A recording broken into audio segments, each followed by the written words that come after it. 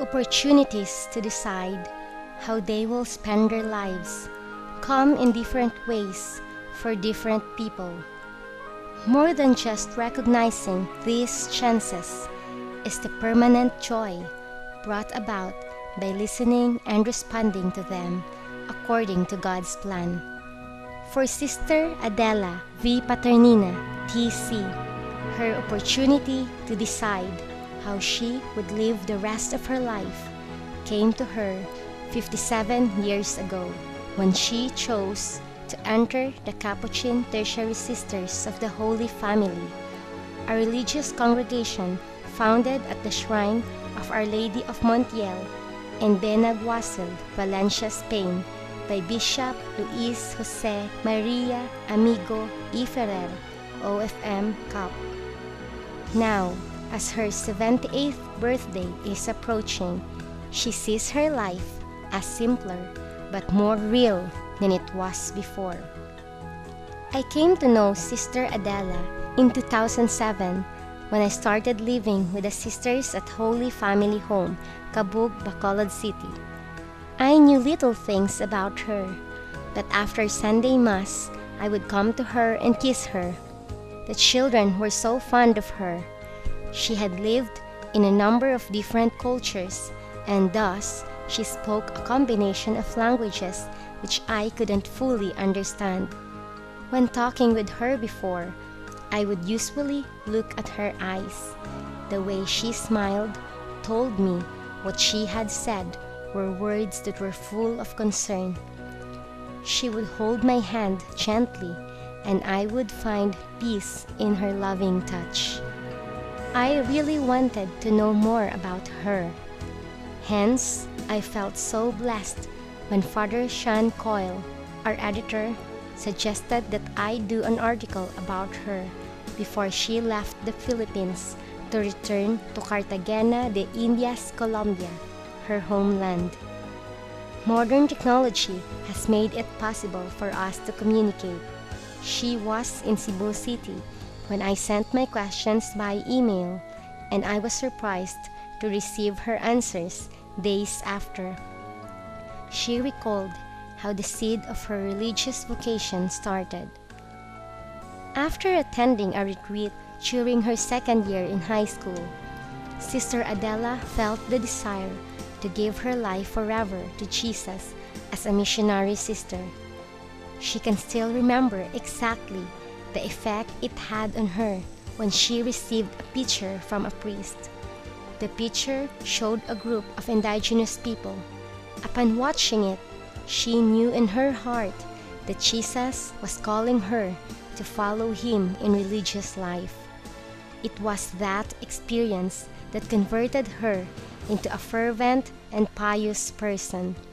At the age of 13, her spiritual journey started with the inspiration of Saint Therese of Lisieux, whose autobiography, Story of a Soul, made her faith stronger.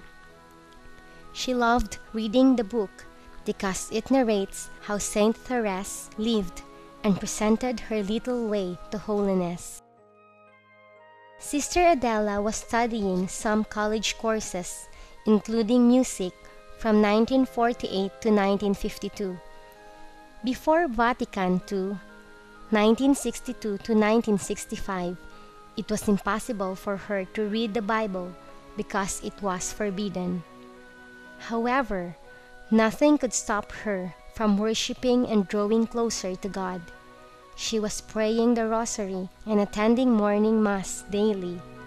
Her mother knew the Capuchin Tertiary Sisters, and it was she who described to her clearly how their habit looked.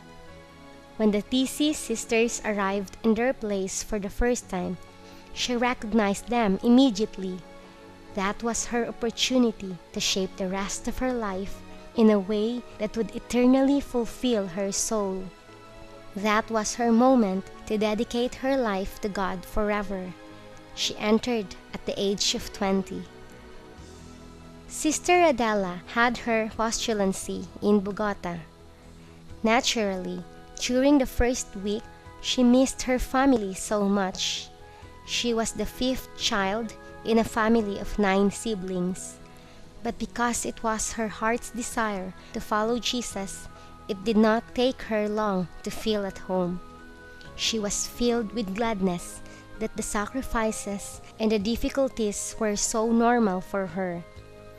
From 1953 to 1986, Sister Adela had her apostolic work in Colombia.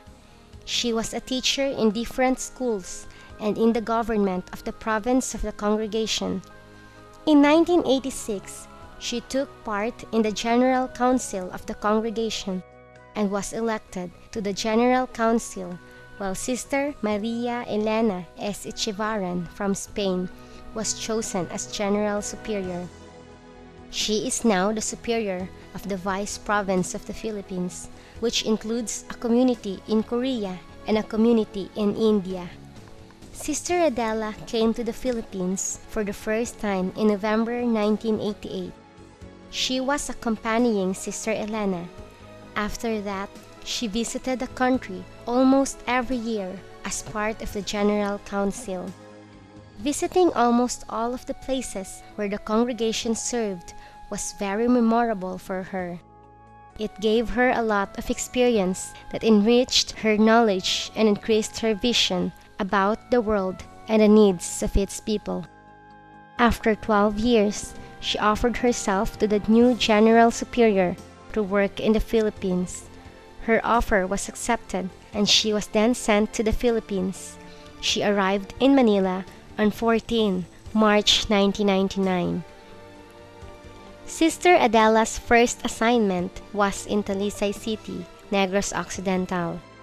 In 2002, she was transferred to the Cabog community in Bacolod City, where she lived not only with the sisters but with the children she loves very much. Being with the girls in Holy Family Home has deepened her understanding of her vocation. The different environment, the need to adapt to the changes that occurred after the Vatican Council, and the exit of many sisters were some of the difficulties that she encountered together with the TC community. However, through all those testing times, her passion in serving God and her brothers and sisters continued to blossom. During those years, she was able to compose many songs about fraternity, justice, love for God, vocation, and fidelity. Even old age cannot stop her from playing the piano and singing for the Lord. For Sister Adela, growing older means becoming more loving with people and accepting with a peaceful attitude all the physical limitations that aging brings. For her, it means remaining ever faithful and excited to learn more. Sister Adela returned to her homeland last June, but the Philippines will always be another home for her. I will never forget talking with her as I looked straight into her eyes. I will never forget her loving touch as she gently held my hand. I will always be eager to know more about her. She will always stay at home in our hearts. Sister Adela loves the Filipinos so much. She knows that God led her to the Philippines, where her presence would truly make a difference. Most of the children whom she has guided and taken care of are now in college, and some are leading their own lives. She has discovered her true home since the day she listened and responded to God's invitation to her with all her heart and soul.